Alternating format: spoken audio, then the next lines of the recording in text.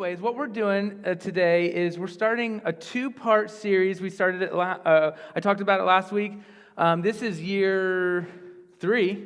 Year 3 of our Be Generous giving, our Be Generous Sundays. And so I'm hoping we get to the point that every year it gets bigger and bigger and bigger and bigger, because it's something significant, I think, for our community, for our hearts, for the church, for really what we're doing and what we're all about. And so this is really this is part of the mission of Avenue. This is where we're going. This is what we're doing as a church in our community and the opportunity.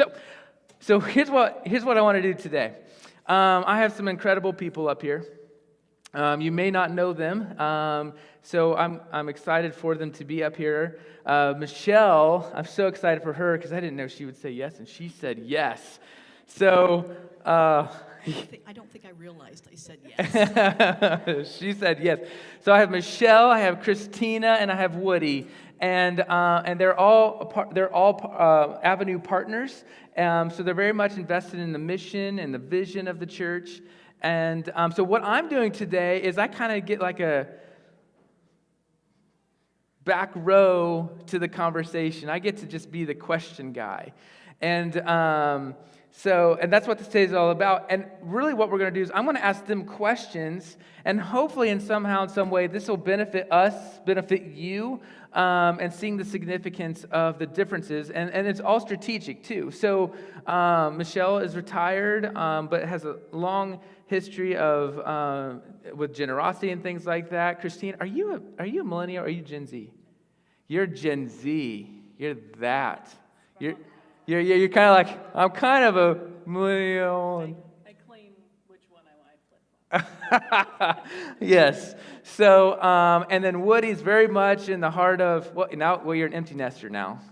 We are, yes. Yes. And so, but still very much, you guys are still working, you're still going ahead like any normal family couple, things like that. So you guys will get to share some of your testimony in this, I'm sure. So this is what's so good. So here's go. So I'm going to ask them a question, and then I want you to kind of think about the question yourself. Does that make sense?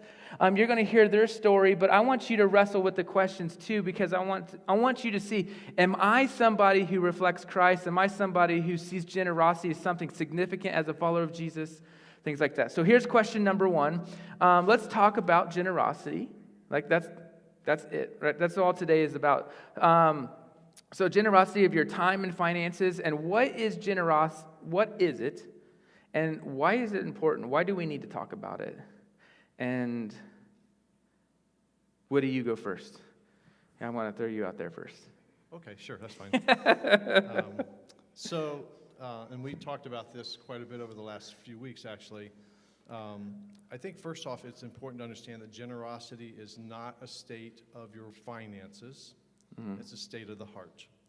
So for me, generosity is the idea that within me, who I am as a person, that my tendencies are to think of others, to not think of my possessions as mine, to not think of my job and my money as mine, but to think of them as just instruments that I have been given stewardship over for the time that I get to spend on this planet.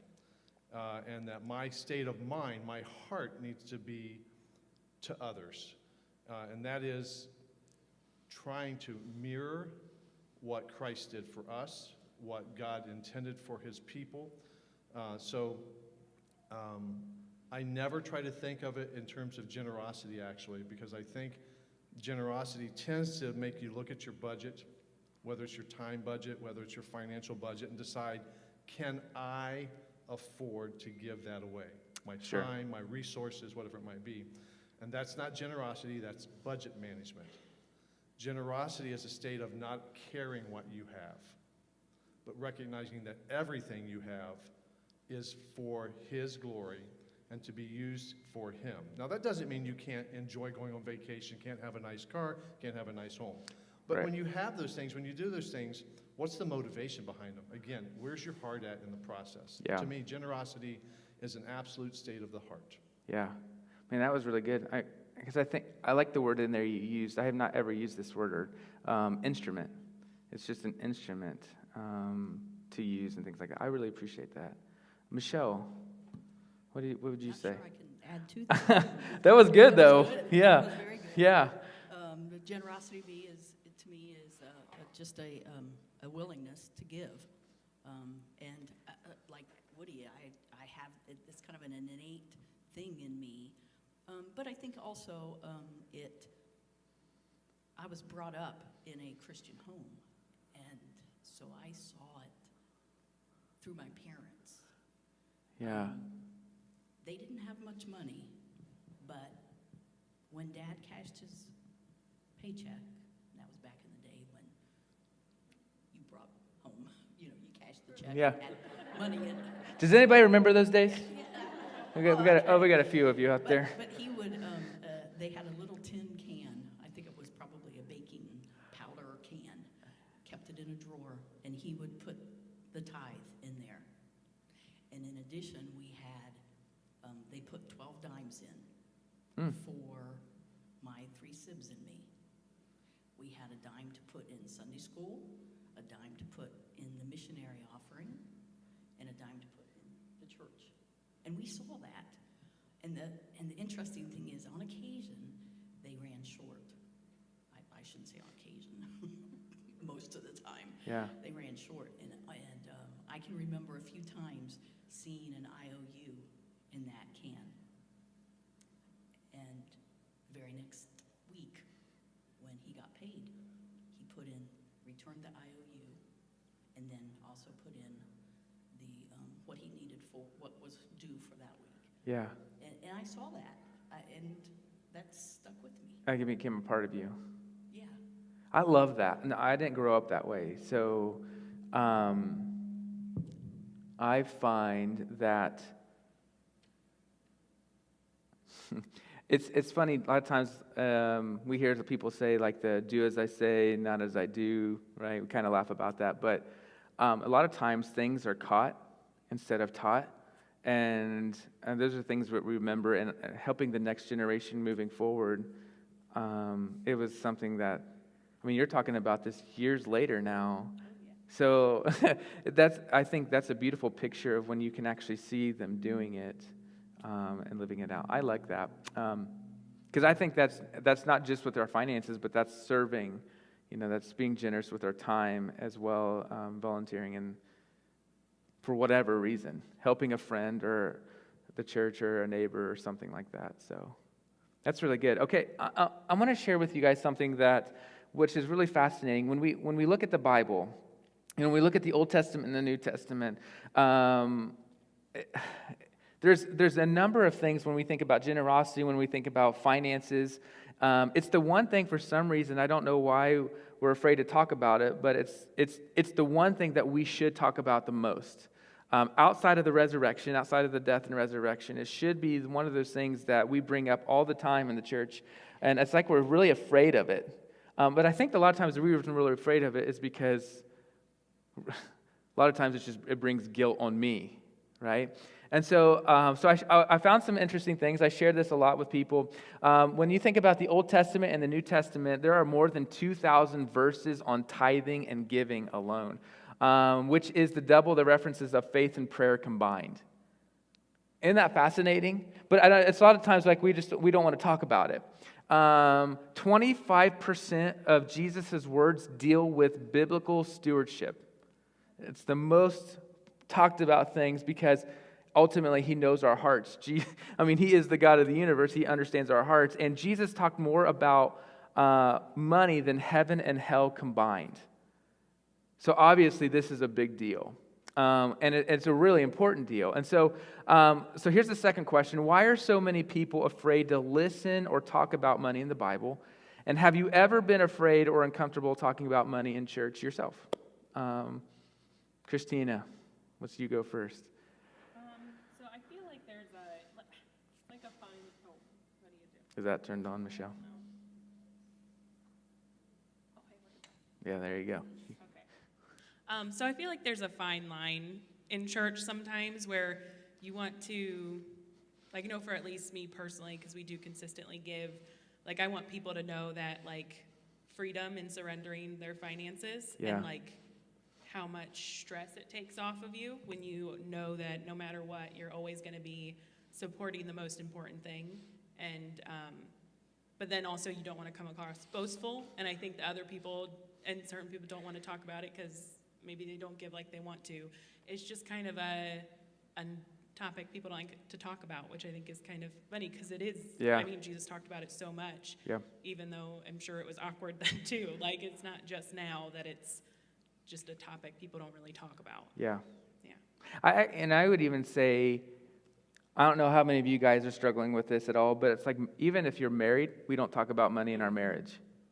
And I feel like that's one of the keys for divorce in our culture is when we don't talk about it, and set up a plan. And I know you and Josh do quite well. Oh, yeah. Well, I'm a bit of a nerd when it comes Yeah. to budgeting. Yeah. And luckily, he doesn't care too much about being in control of that. So, Yes.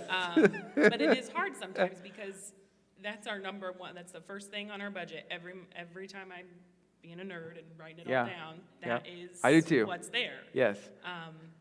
And so I'm glad that I have the freedom to do that. But also, it is easy to want to nitpick and control everything. Yeah. But we just know that before I even look at that, Yeah. we just do it. And how old are you and Josh? I'll be 25 and he's almost 27. Wow. Or no, he is 27. See, 20-year-olds can do this. Like, yeah, right? Come on. This is good stuff, right? It's one of those things because I hear all the time in the church, even growing up. You know, I've heard pastors and say, Nate, you gotta go after the older generation because they're the ones that give and the younger generation doesn't. And it's like, but we gotta walk with our younger generation to help them see what we're doing so that we can encourage them to do exactly what Jesus has called us to do. I love that. Michelle, what would you say about this one? Woo.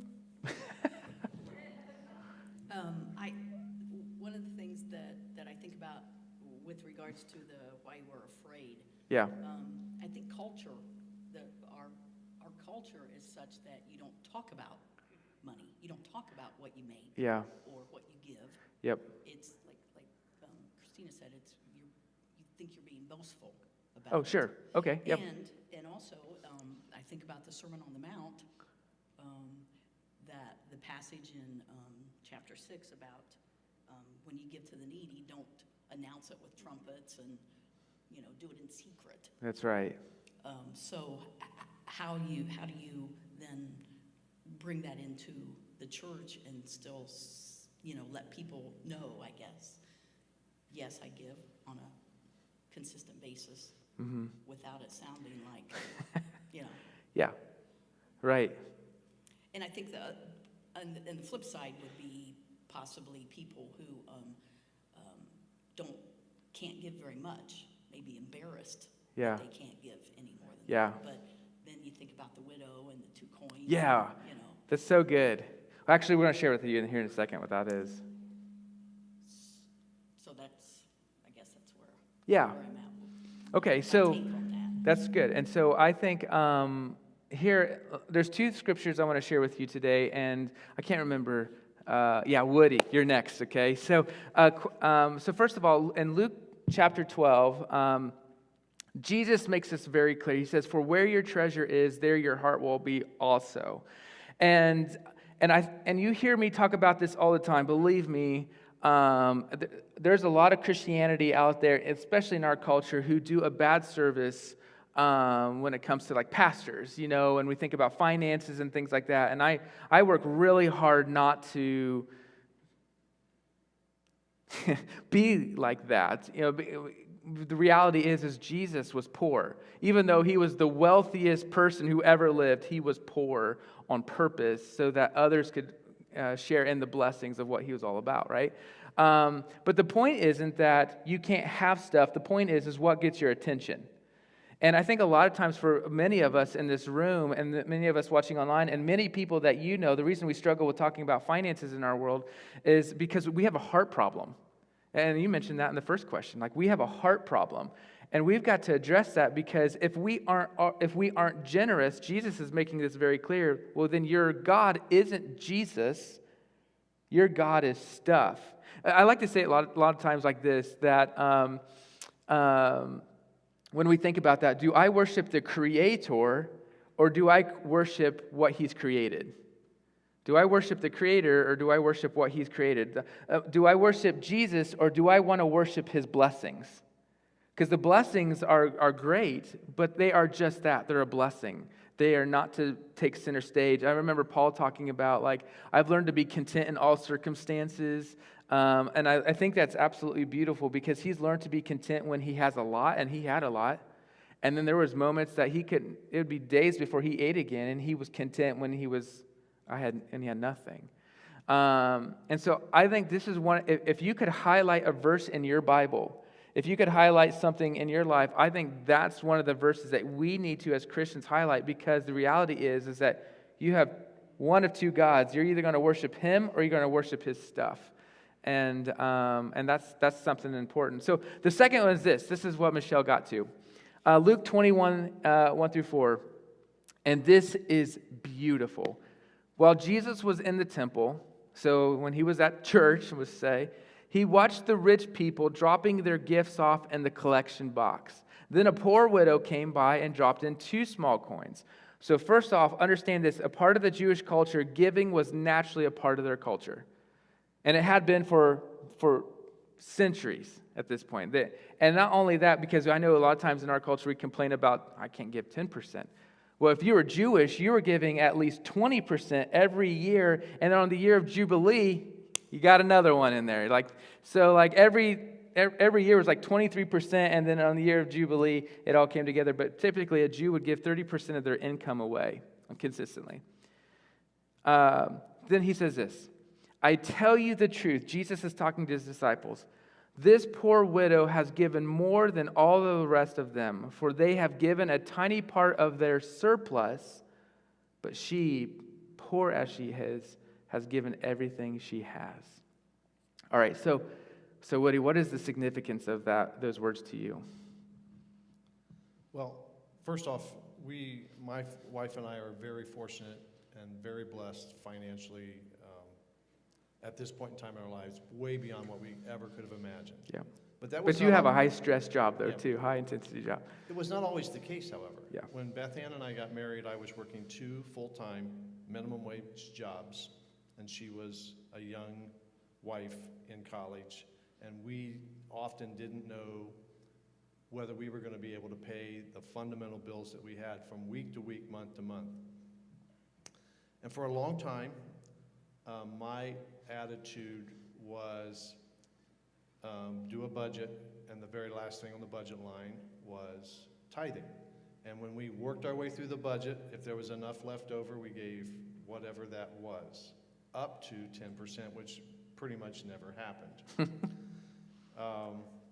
And then Beth Ann's much better with timelines than me, but at some point in time in our journey, we made a decision that we were moving our generosity from the bottom line to the top line.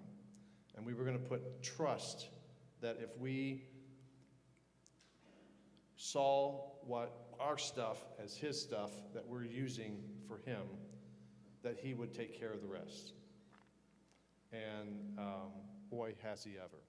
So that puts us in my mindset, when I think of that last scripture in particular, Luke 21,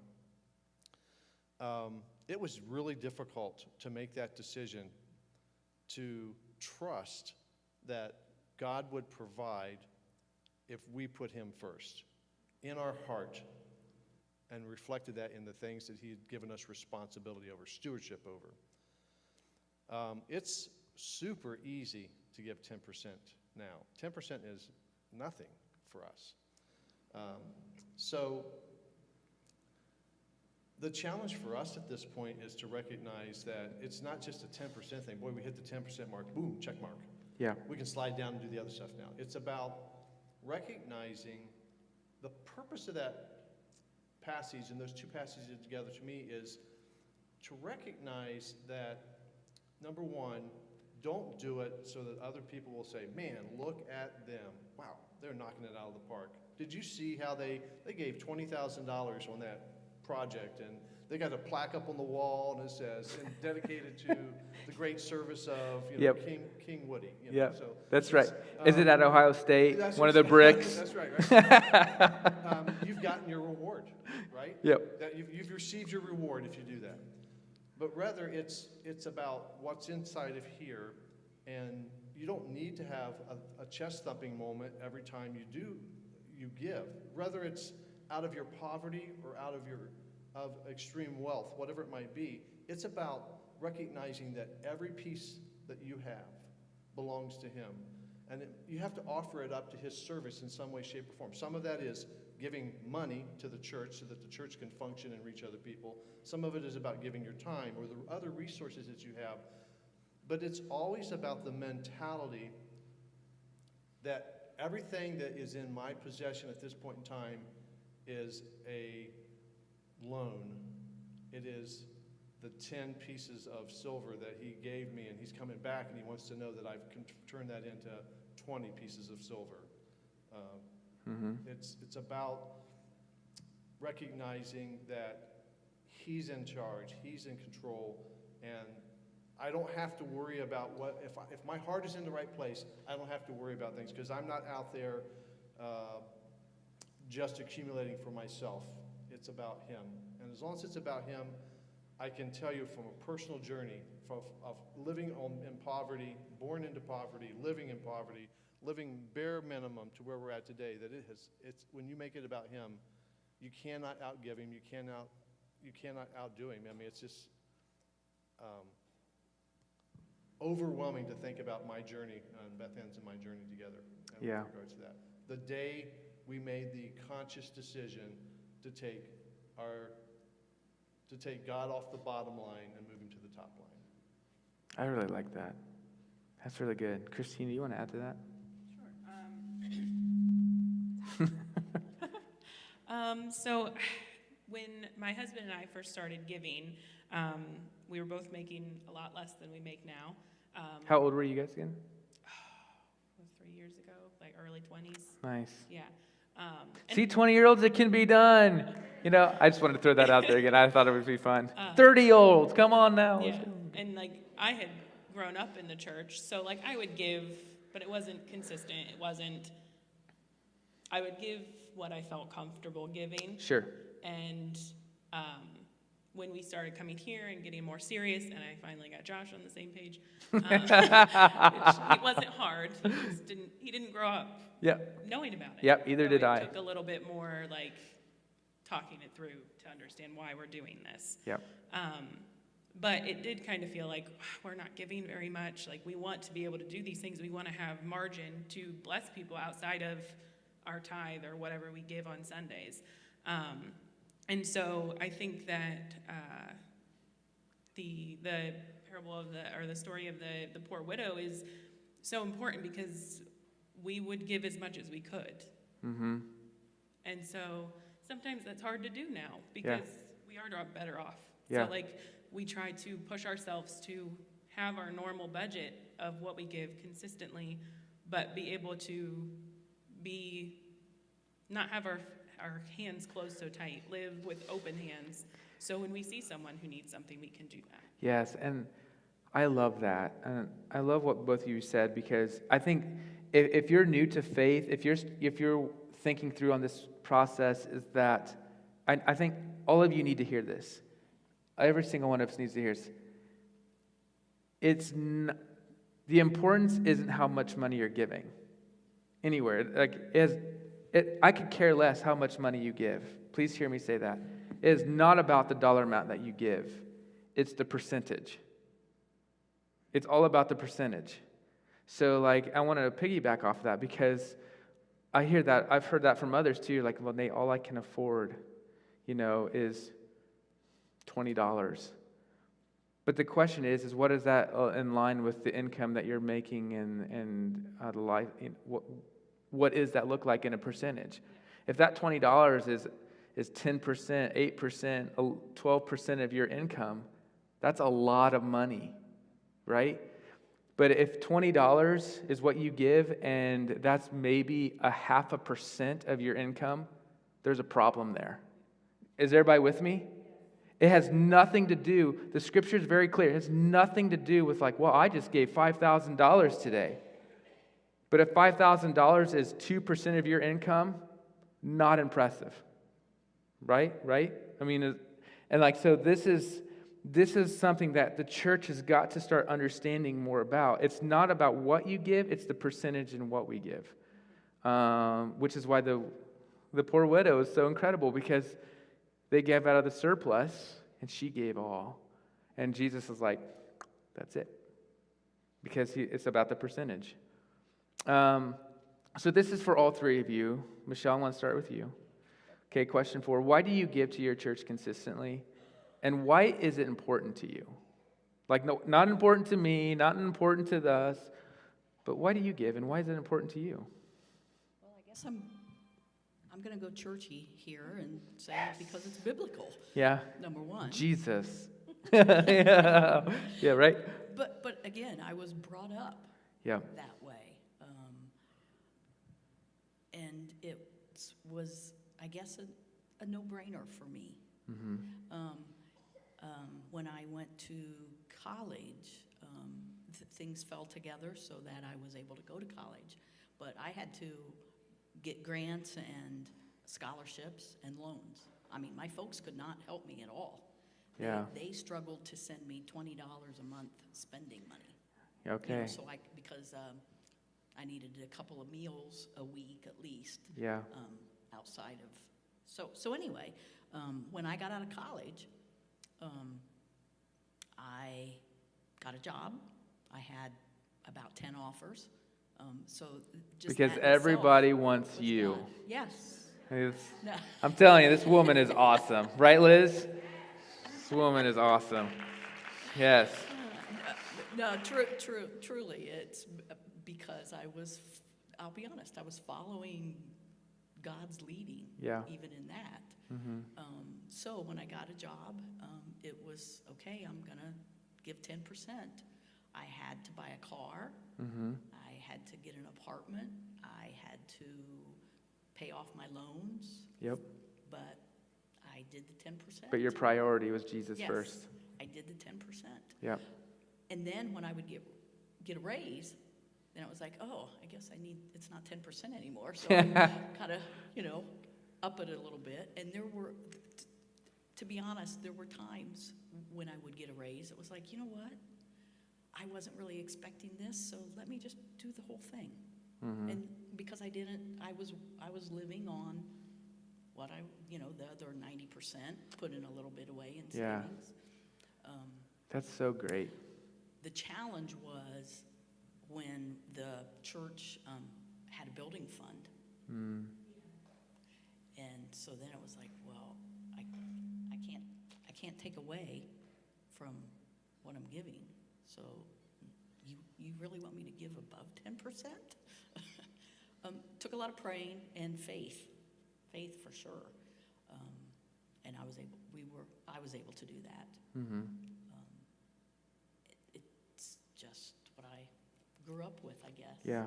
But also growing in faith too. Yeah. As an adult. Yep. And then when I married, somewhat late in life, I was over 50, so that could be a little late in life. Love still comes, right? Absolutely. We were able to then start supporting a couple of missionaries. Awesome. Yeah, we kind of reach out a little bit more. Mm-hmm. And it doesn't take much to tug my heart, I'll be honest. Yeah. It doesn't. Yeah. Well, we don't want them to know that. No, but, I'm just, just kidding. I'm just saying that. So God has given me that heart. And I guess one of the things that I think about, back to the question you had about why we are afraid, I discovered one of my spiritual gifts is giving. But that's not something you're supposed to, or at least in my head anyway, that's not something you brag about. Yeah, that's right. Whereas you can talk about your other gifts. Yeah, that's right. Yeah. What are you strong at? I'm Yeah. giving. Yeah. Yeah. But that doesn't mean I'm certainly not rich, but just Yeah. able to, Yeah. give. Yeah. So, But you are rich. oh, absolutely, yes, rich in material things. I is where know. was I want them to going. know. Yes, yes. Your heart is gold. Christina. Yeah, so I think that growing up, I would hear about, like, my parents would talk about tithing, and it kind of just seemed like something that if you go to church, that's what you do. Yeah. And so when I started tithing, even if I wasn't giving as consistently as I should be, I did look at it as another bill. It was something that if you're a Christian, you pay that. Yeah. It's not, but it was So never. we should be sending you an invoice each Right, month. exactly. I need it for my taxes. We need to add that. Is Lori in here? Okay. But it was just easy to just fall into that. This is just emotions of what you're doing, and if this is part of your life, it's just what you do. Yeah. But then when we came here and our relationship with God started growing, we realized, like, well, that's not right. Like, that's not right at all. We give because he so generously gave to us, and it's just money. And we didn't grow up with a lot. Josh and I both didn't. But so Right. just saying it's just money, sometimes it's not just money. Like, it's life. It's life. That's good. But it's not our money. Yeah. And your heart is attached to it on purpose. Yeah. Because God has blessed you to the point where he wants to know that he has your heart. Right. That's really what this is all about. Yeah. Yeah. Yeah. I really appreciate that. And we also give because we believe in this church. We believe that Avenue That's another loves good point. people beyond these walls. Yep. And that's something we can 100% get behind. Yeah, and I don't know. I've heard this. I'm not saying I've never said this, but I've heard some really a lot smarter people than me talk about this, and they say that people typically vote by two things: their time and their income. And if they believe in something so much, and they believe in the people that it impacts, they're going to give their time and they're going to give their income without even thinking about it. Yeah. That makes sense to me. Yeah. Thanks for sharing that. Woody. Well, first off, I think it's important to understand that God doesn't need our money. That's true. He does not need our money to carry out his plan. God has a plan that started before time, and it will journey on his timeline, and his plan will come to be. We're just invited to participate in that plan during our time. He does not need our money. He wants our heart. Mm-hmm. And that goes back to the scripture, where your treasure is, there your heart will be also. I would flip that over and say, if you want to know where your heart is, what is your treasure? What do you treasure in life? Do you treasure your car? Do you treasure your home? Do you treasure Marvel Theater, whatever? What's valuable to you? Where do you give without even thinking? I'm totally willing to pay DoorDash to have them bring food to me because I want, right? Where are you willing, where do you give of your time, your energy, your resources without even giving thought to it? Versus weighing the cost. Boy, if I give 8% this month, that means I'm probably not going to be able to do this. I'm not sure. Where are you unconditionally willing to give whatever is needed to fulfill that specific thing? That's where your heart's at. For me, that was the turning point when I recognized that I could never be everything God intended me to be until he had my heart. And once he had my heart completely, then everything else just is what it is. And again, I acknowledge that we are affluent.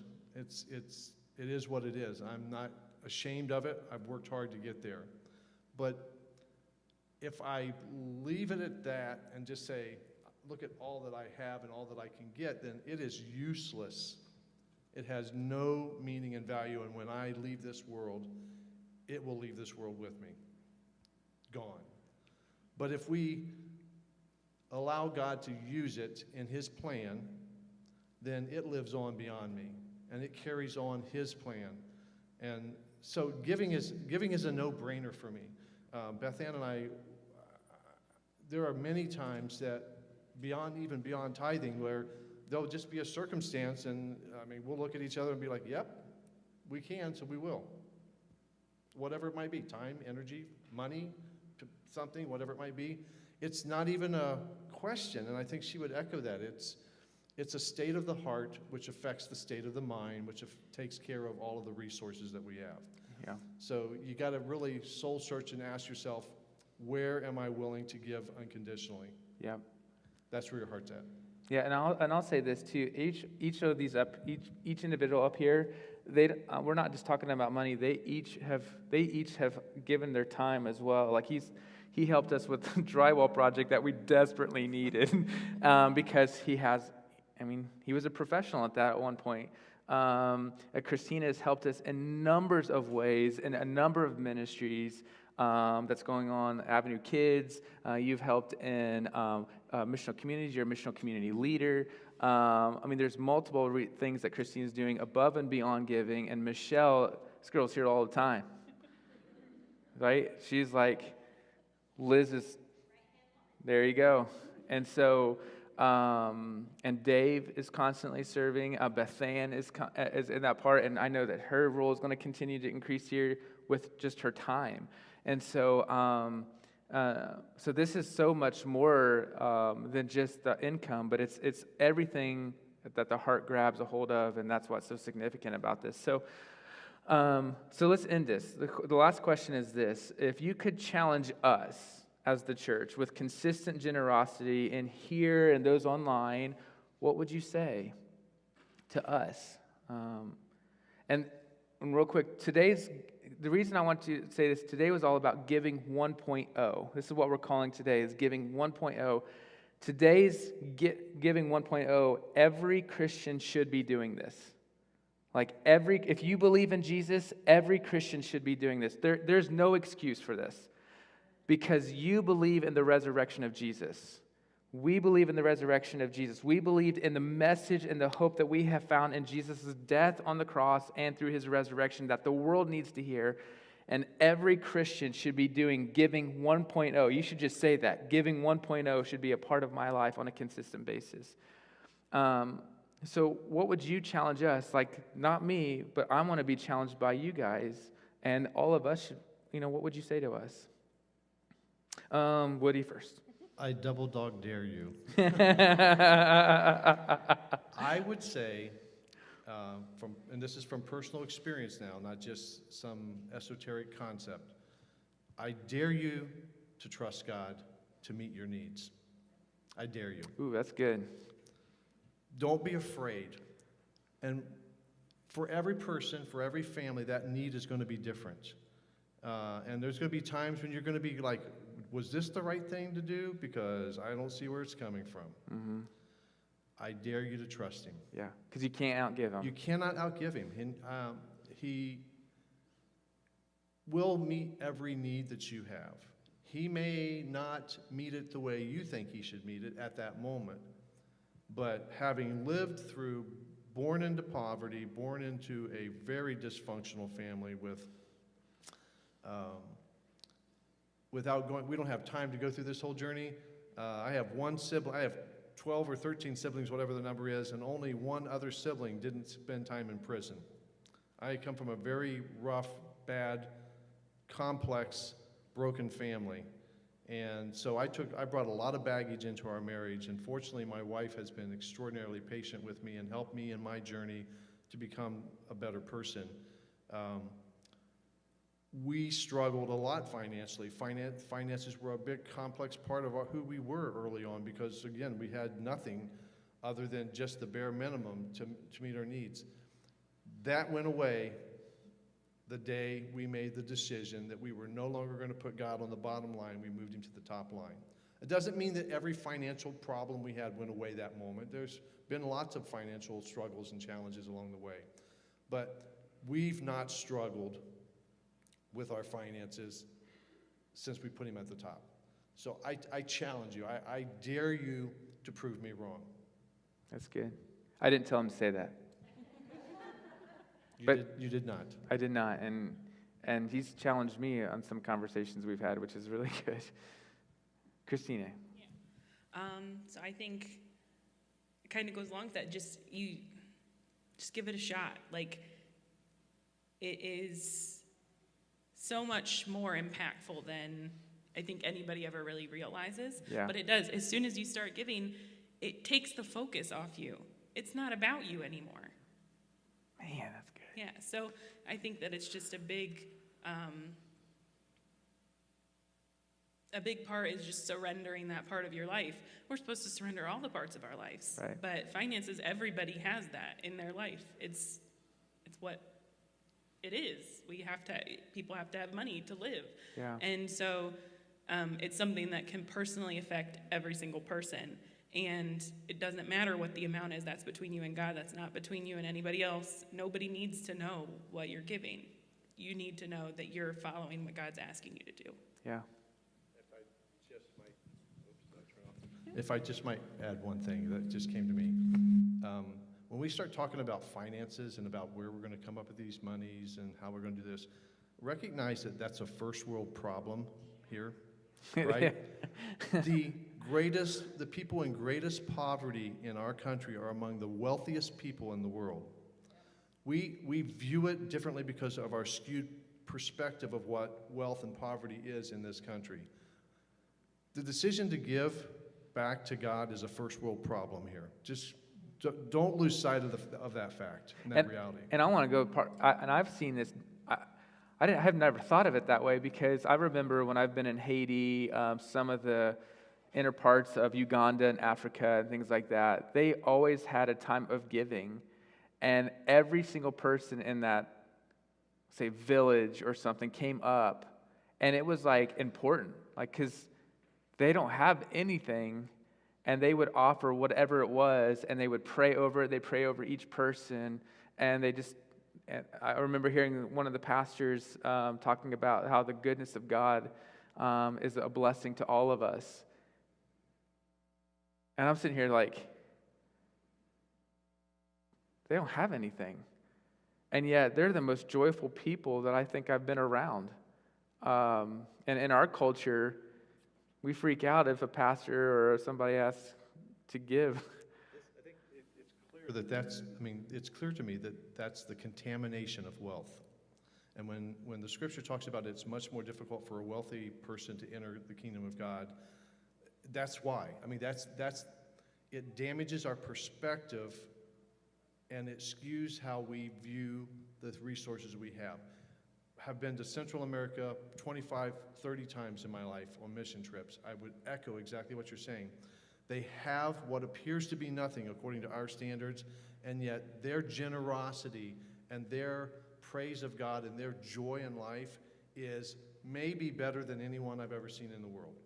So be careful that we don't put wealth in the wrong context, because when someone thinks that they are poor and in poverty, they need to put that in check and recognize where they live in the world. And if you're frustrated because you feel like you're in poverty because you can't buy the latest Xbox because it's too expensive, Yeah. first world problem. Yeah.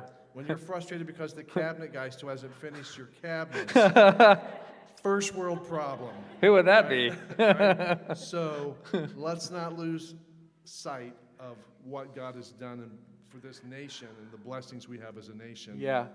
And let's not forget that He did that. Yeah. I thought it was funny. I saw this yesterday. A friend shared it, and he shares funny memes, and he wrote, man, it's funny to see people in the laundromat with the new iPhone 13 but can't afford a dryer and washer. I was like, yeah, that's a first world problem right there. Priorities. But Christina was, and I love what Christina was, she's really hitting that as that Jesus is Lord. Because everything about what we like about Jesus in our culture is that He's cool, He's my homeboy, whatever we want to say. I like Jesus. Yes, I do. I like Jesus. How about you? But when is Jesus going to have control? Right? When is Jesus going to have control of my stuff, my marriage? my kids? When am I going to give Jesus that control, or am I just going to keep hoarding for myself? And then as soon as those things fail me, then where's God?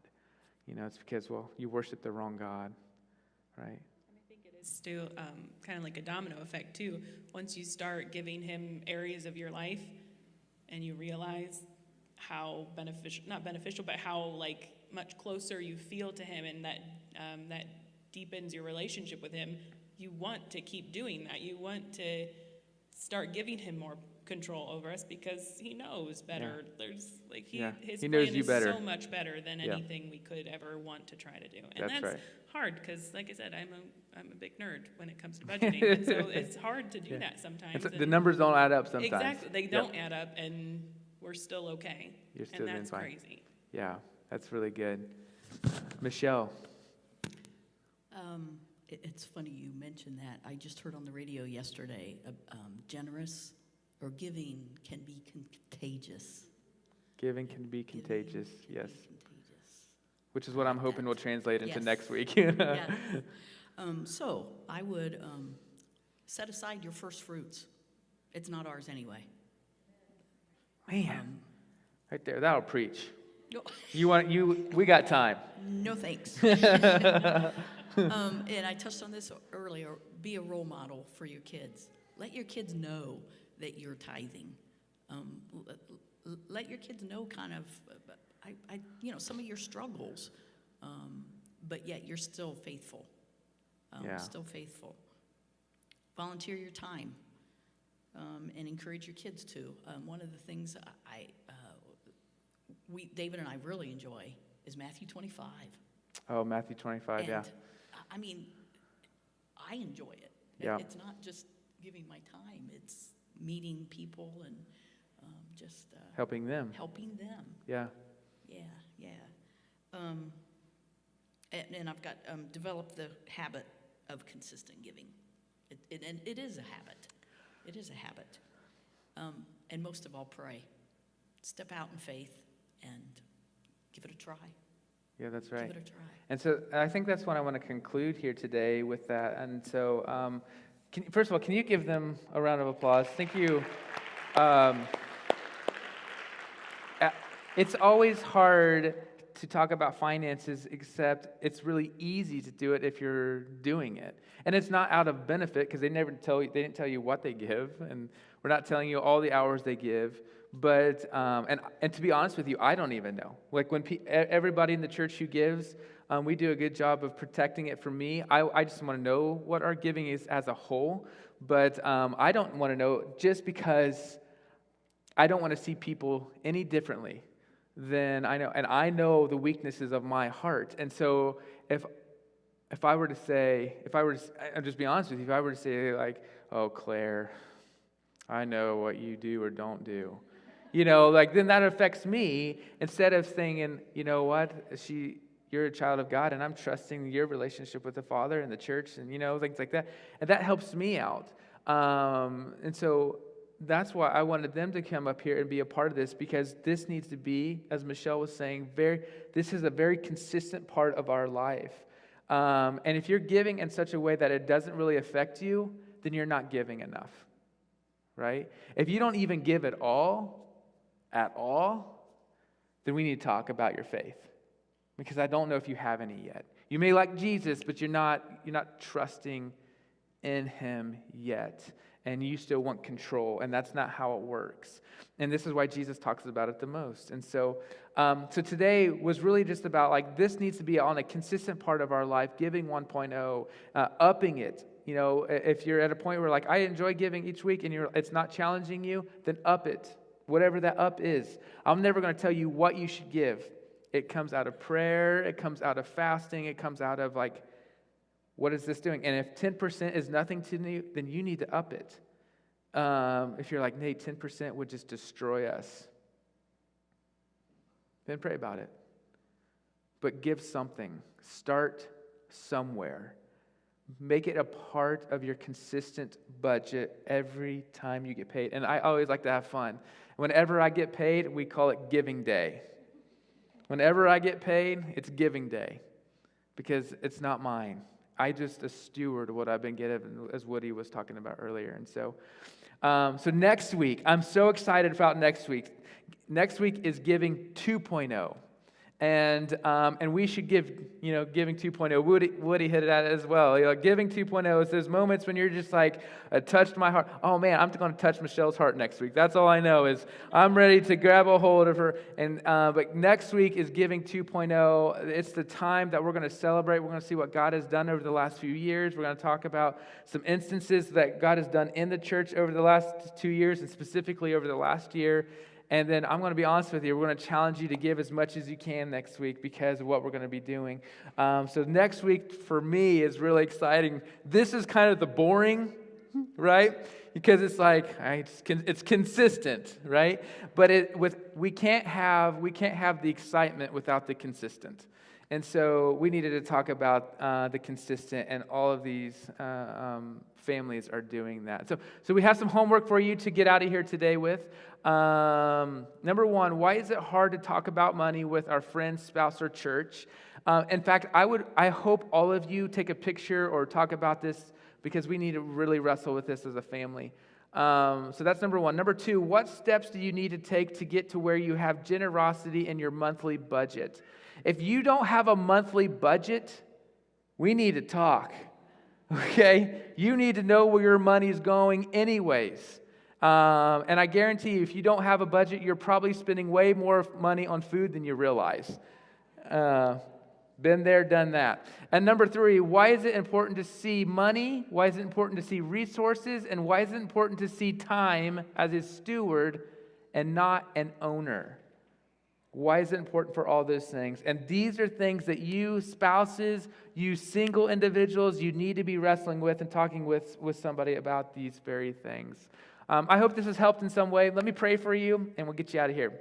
Father, we're so grateful for today. I'm grateful for Woody. I'm grateful for Christina. I'm grateful for Michelle having the boldness and the courage to stand up here and to share their stories of why it is important for them as they follow Jesus, and why we as a church are to follow Jesus in this area. Jesus paved the way of generosity.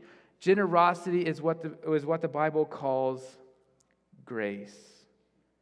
And we need to be people of grace. And so I pray, Father, that as we walk out of here today, that we will have real conversations about this, that we'll stop making excuses for why we're not generous with our time, our talents, and our treasure on a consistent basis. God, thank you for the generosity of our church, though. Thank you for the time that so many people are giving in our kids' ministry, right here on a Sunday morning, our worship teams, our missions that are a part of our community, and in our church that so many are part of. God, we love you and we thank you, and it's in your Son's name that we pray. Amen.